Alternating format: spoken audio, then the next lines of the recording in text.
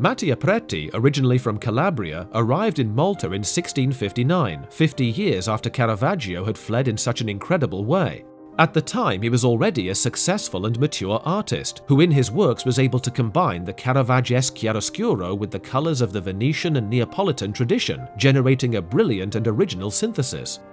Mattia Preti's adventure in Malta started with a gigantic work, the decoration of the entire vault of the conventual Church of St. John in Valletta. Here he demonstrated all his talent, using the unusual technique of oil on stone and creating a great painted cycle, transforming St. John's heavy vault into an airy and luminous world crowded with angels and saints. Cynthia Di Giorgio, curator of St. John's Co-Cathedral. Preti's paintings demonstrated from the start an immense vigour and dynamic power which were almost unparalleled in Italy, let alone Malta. The Knight from Calabria is recognised as one of the most outstanding artists of the second half of the 17th century.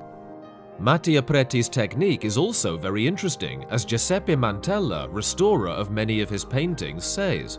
It's incredible to see his paintings up close. They're made up of quick brushstrokes, and a peculiarity is emerging in all his paintings studied here in Malta. There's almost a signature, even if he rarely signed his works. A zigzag brushstroke. He was a painter who never made preparatory drawings. He liked to go back on his paintings to correct them. In fact, X-rays show that he often changed the position of his characters and their movements, and sometimes he covers up figures. Underlying drawings, which should be visible in infrared, are hardly ever found.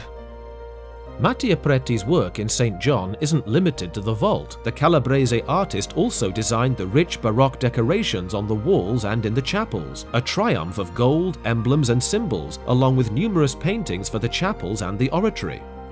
From St. John, Mattia Preti's innovative force expanded to other churches in the capital and beyond, reaching the mainland's remote villages. In this sense, the artist operated a real cultural revolution, bringing great European art to small and at the time isolated villages, as Alexander De Bonno, curator of the Museum of Fine Arts of Malta, explains. No one had yet accomplished what Mattia Preti was able to do. He painted not only for the Order of the Knights of Malta, but also for the various communities of the island, which at the time numbered 400, 500 people living in small hamlets, who could aspire to have a painting by Mattia Preti. This is extraordinary for Malta. In his 40 years in Malta, Mattia Preti set up a flourishing workshop, and he left on the island over 400 works, some of which are absolute masterpieces. For example, the St. George, the young St. John the Baptist, the Baptism of Christ, the Martyrdom of St. Catherine of Alexandria, the Doubting Thomas, and St. Bartholomew, along with the already mentioned vault of St. John's Co-Cathedral.